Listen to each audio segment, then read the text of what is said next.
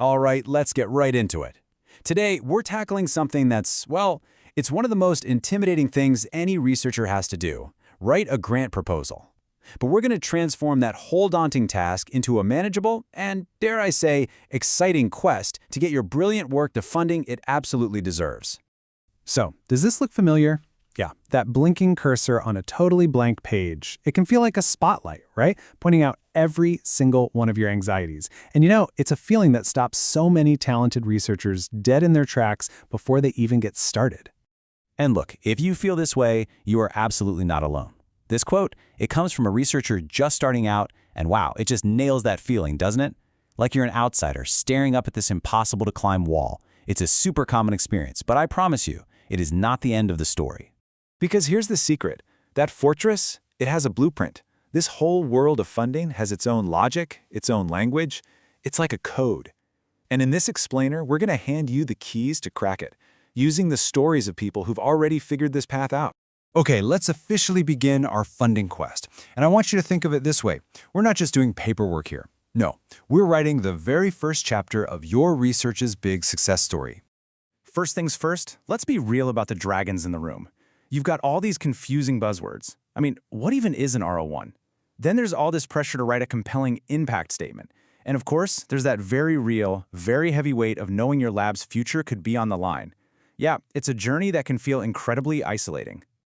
So our first strategy is, well, it's probably the most important one of all. And we're going to learn it through the story of Elena, a budding ecologist who, let's just say, she learned a crucial lesson the hard way.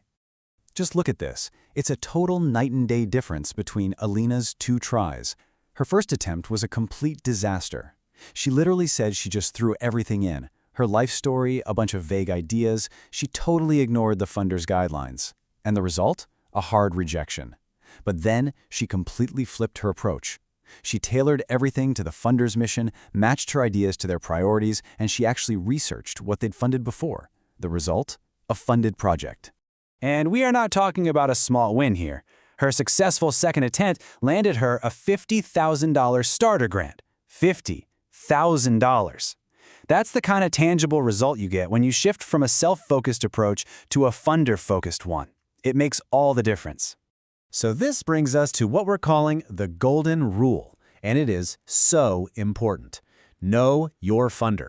Seriously, before you type even one word, you need to become an expert on the agency you're applying to. Dive deep into their guidelines. Are they the NSF, focused on basic science, or the NIH, focused on health? Research their priorities and look at the kinds of projects they've actually given money to in the past. Okay, so once you know your audience inside and out, it's time for the next core skill: telling them a great story. And for this, we're going to look at how Jamal, a physicist, totally cracked this part of the code. This piece of advice from Jamal is a total game changer. Your goal isn't just to present data. It's to make the people reading your proposal, the actual human beings, want you to succeed. You want them to become your advocates, to get on your team and actually root for you. And here's how you do it. You frame your research as a quest. It's a classic story structure. Step 1, the problem. What's the challenge you're taking on? Step 2, your solution. What's your innovative, unique approach? And step 3, the impact. What's going to change in the world if your quest is successful? And the cool thing is, this whole quest idea fits perfectly into the standard grant structure you have to follow anyway. Your abstract? That's your hook to grab their attention. Your aims? Those are the clear goals of your quest. The method section is your detailed plan of action, and the budget? Well, that's just you justifying all the resources you need to succeed. So, you know your funder, you have your story, but, solo quests are tough. The next step? Building a team. And we're going to see how Sophia, a social scientist, perfected this strategy. Sophia's insight here is backed by actual evidence. She notes that proposals from diverse teams, we're talking different skills, different perspectives, different backgrounds, they consistently score higher with review panels. So collaboration isn't just a nice-to-have, it's a strategic advantage. So where do you find these allies for your quest? Well, you can start networking at academic conferences. Use online platforms that list job openings and potential collaborators. Definitely tap into your existing mentor networks. And don't be afraid to reach out across different departments at your own institution.